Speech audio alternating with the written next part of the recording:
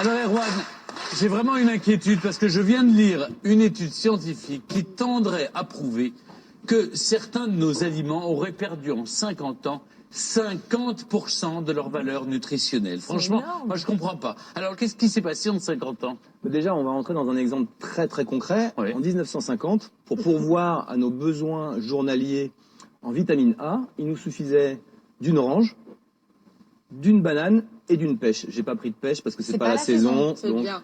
je vous laisse réfléchir là-dessus. Voilà ce dont on avait besoin, d'accord?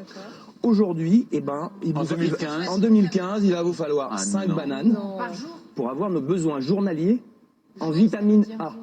Bah oui, mais c'est énorme les bananes. Alors, 5 bananes, 10 oranges et tenez-vous bien, 26 pêches. Mais qu'est-ce qui s'est passé? Eh ben, il s'est passé que c'est l'industrialisation de la société qui s'est passée. C'est-à-dire que dans les années 50, quand il a fallu reconstruire le monde, qu'il a fallu nourrir beaucoup de gens, garantir la sécurité alimentaire, ils ont modifié les modes de production. C'est-à-dire qu'on a fait de la culture intensive, de l'élevage intensif, on a commencé à transformer les aliments. Et par exemple, en ce qui concerne la culture intensive, on a commencé à abuser et utiliser beaucoup trop les intrants chimiques. Les intrants chimiques, c'est-à-dire pesticides, fongicides, herbicides, ce qu'on met quand c'est pas bio, en gros. Mais comment on peut résoudre le problème? Alors, il y a un certain nombre de choses qu'il faut savoir d'abord. C'est qu'il y a différentes sortes de nutriments. Il y a les macronutriments, donc c'est les protéines. Vous savez, les protéines animales et les protéines d'origine végétale. Les glucides, ce sont les sucres lents, le riz, les pâtes, les pommes de terre, et ensuite les lipides qui sont très très importants pour nous, parce que c'est ce qui organise les acides gras essentiels que vous avez dans l'avocat, que vous avez dans les huiles. Ça, c'est très important. Et ensuite, vous avez les micronutriments. Les micronutriments, c'est les oligoéléments, les vitamines, les minéraux, les enzymes. Et là, ça pose un énorme problème parce qu'il y en a de moins en moins. Ah bon? Bah oui. Ils sont passés où les enzymes? Ils ont disparu à cause de la qualité des sols. Ils sont plus fertiles, nos sols. Ils sont rincés par des années et des années de culture intensive, ce qui fait qu'il n'y a plus de nutriments dans les sols. Donc on est foutu. Non, on n'est pas Alors, foutu. on est obligé de gober des compléments et tout ça? Non, c'est-à-dire qu'il va falloir, d'une manière générale, changer nos comportements. Vous savez, je prêche tout le temps pour que vous ne preniez pas de l'industriel, puisque ce sont des calories creuses. Depuis qu'on vous connaît, on a arrêté. Il faut essayer, d'une manière générale, toujours de prendre des calories pleines. Alors j'ai quelque chose qui va vraiment vous rassurer. Si vous prenez du bio, mais du bio en circuit court, c'est-à-dire du bio français, pas du bio qui vient depuis des milliers de kilomètres et qui bien souvent, c'est-à-dire exactement, ou du Maghreb ou du Moyen-Orient, c'est-à-dire du bio que les industriels vont faire là-bas pour qu'il coûte moins cher, mais qui en fait est hors sol, donc il n'a pas du tout de nutriments. Par contre, si vous prenez du bio des petits paysans qui viennent ici, vous avez dans les AMAP ou dans certains magasins, dans les AMAP, les associations, vous savez, vous commandez un panier, vous tapez sur Internet, vous allez en trouver tous. Et bien là, c'est la bonne nouvelle. C'est que on retrouve nos nutriments.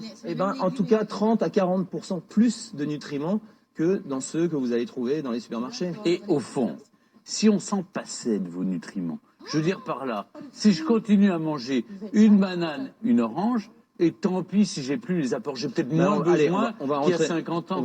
On va rentrer non, mais c'est vrai. Non, mais bien sûr, moi je suis tout à fait d'accord. Non, mais je vous pose la question. Nous des nutriments, alors il va nous arriver plein de trucs, on va avoir des dents qui vont tomber, on va perdre nos cheveux, votre immunité va se ralentir, et puis faut savoir un truc, mais juste à titre indicatif, quelqu'un qui manque de lithium est maniaco-dépressif, quelqu'un qui manque de zinc est dépressif. Donc, juste si vous voulez être heureux. Il y a des comprimés. Mais non, je vous ai déjà expliqué à plusieurs reprises. Le problème, c'est qu'ils ne sont pas satisfaisants, la plupart des compléments alimentaires. Pour quelle raison? Parce qu'ils sont cultivés en laboratoire. Or, les micronutriments que vous allez trouver dans une banane, dans n'importe quel aliment, lui, il est avec plein d'autres nutriments et ils se fixent ensemble. Votre corps est conçu pour les assimiler, alors que si vous en prenez un tout seul et que vous le rentrez dedans, vous n'arrivez pas à le métaboliser. Regardez le nombre de femmes qui prennent du fer et qui ne le métabolisent pas.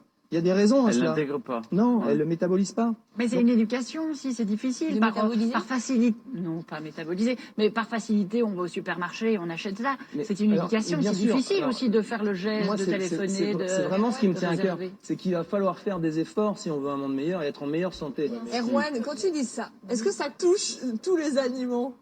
Écoutez, il y a une étude, ça je l'apprends parce que je connais pas ça par cœur, il s'appelle Alex Jack, qui a fait une étude entre 1951 et 1999 pour nous raconter qu'est-ce qu'on a perdu en termes de valeur nutritionnelle. D'accord? La pomme de terre, elle a perdu 60% de fer. Le brocoli a perdu 63% de sa teneur en vitamine A et 56% en vitamine C. La tomate a perdu 55% de vitamine C, les oignons 50% de vitamine C, céleri 85% de vitamine A, pommes 57% de moins en teneur vitamine C et 12. Vous savez, la B12, c'est ce qui va stimuler la production de globules rouges. Les raisins, 60% de fer, poire, 93% de fer. C'est énorme. On est quand même confronté à quelque chose. Mais oui, mais c'est déprimant. C'est déprimant. C'est d'autant plus déprimant que Virginie a soulevé un sujet énorme. C'est que on a une grande fainéantise. On n'a pas envie de savoir ça. C'est pas une fainéantise. Je vous assure, les gens, Erwan, ils ont une vie difficile aussi. Hein. Toute la journée, vous travaillez.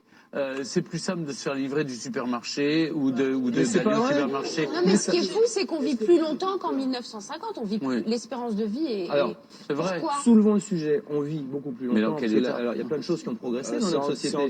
Sauf que depuis 2006, l'espérance de vie en bonne santé en France a chuté. Ouais. C'est-à-dire qu'une femme, elle va aller jusqu'à 82 ans, elle va avoir les 20 dernières années de sa vie malade. Un homme va aller jusqu'à 79 ans en France et il va avoir les 19 dernières années de sa vie malade. Ça, c'est le premier point. Le deuxième point, on est en train d'amorcer pour la première fois dans l'histoire de l'humanité une chute de l'espérance de vie à cause de... Non mais écoutez-moi, je peux vous le dire quand même. Vous voyez, si vous avez tous cette réaction à dire « Oh, c'est catastrophique », non, changeons les choses, nous ici, en consommant autrement. D'accord. Alors maintenant, j'ai une question. C'est pas plus simple d'obliger les industriels à remettre... je veux dire par là, on les a laissés faire pour perdre toutes ces valeurs nutritives. Moi j'ai une idée depuis longtemps, je me dis qu'on devrait faire une taxe Tobin, comme sur les transactions financières, sur les pollueurs alimentaires. Parce que si on faisait une taxe sur les gens qui polluent, qui mettent plein d'agents de texture, des colorants, qui rajoutent du sucre systématiquement pour avoir leur point de félicité, qui dénaturent les aliments, et ben non seulement on serait en meilleure santé parce qu'on taperait là où ça fait mal à leur portefeuille, et puis surtout... On deviendrait riche. Non, c'est que les comptes sociaux de la sécurité sociale, juste une chose, aujourd'hui, on a une croissance quasiment nulle, et tous les ans, 3%, ça augmente la sécurité sociale, le déficit de la sécurité sociale. Si on était en meilleure santé, on aurait une économie qui serait mieux. Bon, ben écoutez, c'est pas rassurant, mais en même temps, peut-être que c'est à nous de... Alors, c'est peut-être à nous de tirer les coups. Mais Erwan, pourquoi vous m'engueulez? Mais moi, je n'y puis rien. Non, je suis content qu'on m'écoute, je suis content. Oui. Mais je reviendrai s'il n'écoute pas. Voilà. Mais en tout cas, voilà, vous trouverez l'analyse d'Erwan sur france2.fr/ccvb, puis les conseils, comment faire pour retrouver des aliments qui ont tous leurs nutriments, leurs vitamines, leur fer, et puis du goût aussi. Mais on va y arriver.